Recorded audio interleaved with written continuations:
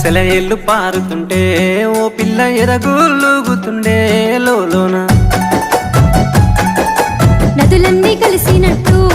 పిల్లగా నవ్వెంత బాగున్నది నీలోన గాజుల సప్పులు గలుగల్లు మోగంగా గజ్జెల పట్టీలు గంతేసి ఆడంగా వరిగడ్డి మోపు ఎత్తి